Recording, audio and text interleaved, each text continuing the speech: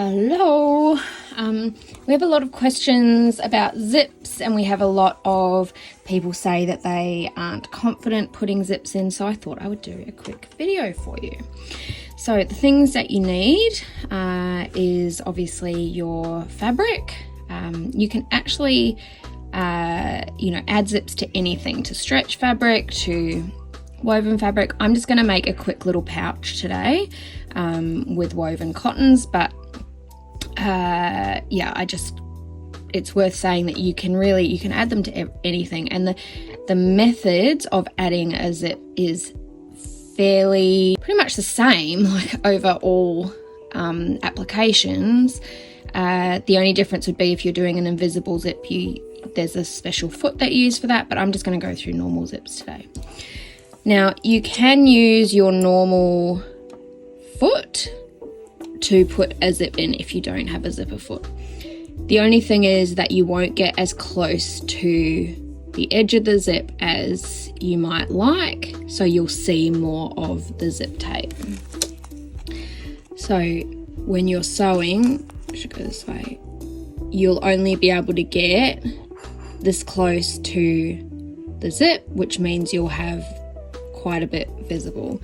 Whereas when you're using a zipper foot, you can get very, very close. So I'm just going to install this for now. So all you really need is your zip, your fabric, and I've just got some clips here to make the zipper pouch. So I've got a batik here just from our batik collection, and then I've got some custom printed cotton twill because I'm going to do a lined pouch today.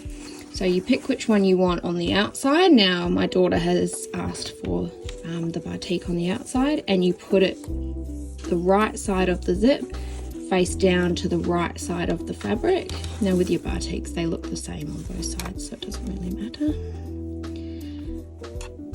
And then you want to get your lining fabric and put it right side down on top, and then we're just going to pin or clip the zip on. Now when you are sewing it, you just need to keep in mind that your zipper head can get in the way a little bit. So depending on the kind of zip you're doing, you might want, like if you're using a continuous zipper, you might want to keep your zipper head down here and move it out of the way, but for this particular project I can just keep it up here for now. Eventually we'll move it back down.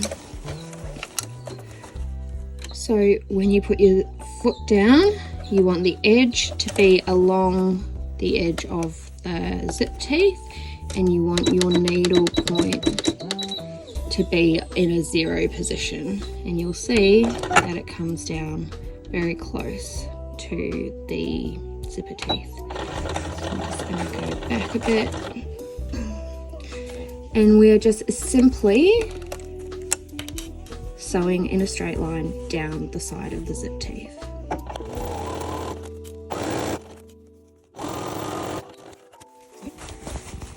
We have attached one side.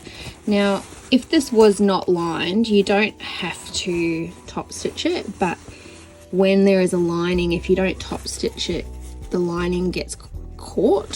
So I'm just going to top stitch this. To top stitch it, I'm just going to move the foot to the other side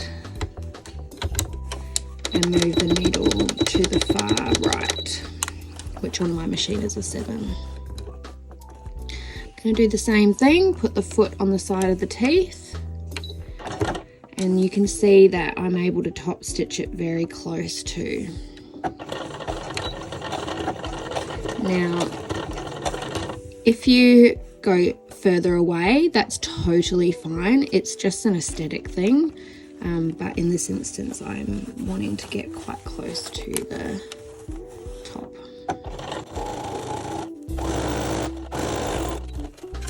So now we have top stitched. Now to do the other side, I find the easiest way to do it is pull up my right side. And just hold it there. Flip it, pull up my lining. And we are going to be clipping and sewing along in the same way that we just did.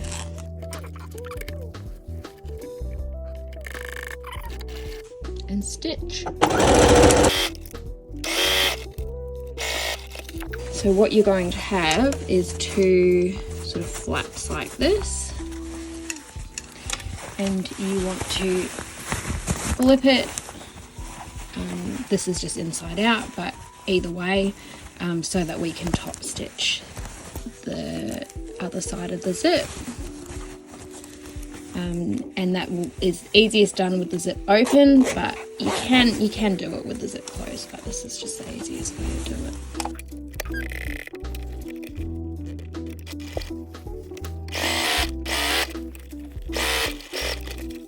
So now we have installed the zip. It's as simple as that. Excuse my not so straight stitching. So for a pouch like this, I'll show you how to seal it up. So you can either do a pouch with the zip on the top like this, you can do it part way down like this, or you can also do it up in the middle as well. And there's all sorts of different strategies that you can do to make it expandable. So you can fold in your ends, for example, and that makes it bigger in the middle. It's all sorts of things. So in this instance, I'm just going to make a traditional pouch. So to do this, you need to make sure that your zip is open at least halfway. And of course, we just, in this instance, want to close the zip. I'm just going to do that with a pin, because you otherwise it will not attach close enough together. Now we're going to turn it inside out. You can just overlock this closed if you want. I am going to stitch it closed and then just use pinking shears to finish it up. So this part you don't need the zipper foot, but it doesn't matter that it's on there either.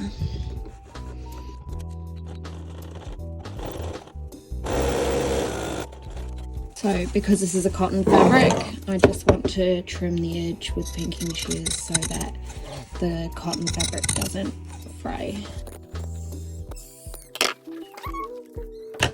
Now, because I'm doing it on the top, I actually don't need the pin, but if you're doing it sort of down here, you know, you want to make sure that your zip teeth are staying close together with your zip still being open. Because I'm doing it on the top, it's a little bit easier. There's so many threads here. It's a little bit easier because I just need to make sure that they're close together like this.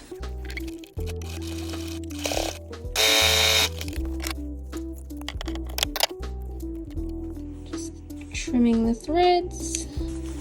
Now the reason that you leave the zip open is because if it's closed, you are unable to open it. So now that, because the zip is open, you can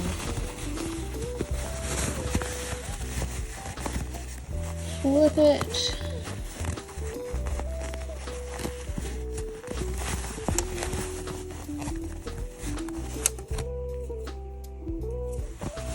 And now you've done your pouch. As simple as that. And as I said, you can attach your zips to dresses, jackets, all with that same methodology.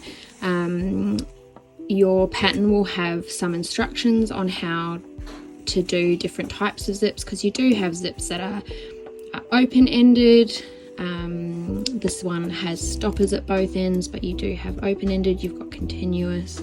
So there's lots of different types of zips, and we're always happy to talk you through how to use them all. You can also add zipper tabs to the end of this. So here's an example. I've used a continuous zipper tape and added tabs to the end, and then those tabs can either stick out to hold on to them, or they can sit sort of within the item. So there's lots of different ways to do it, but this is just a basic little pouch and a great little beginner pattern to how to install zips. So I hope it was super helpful for you.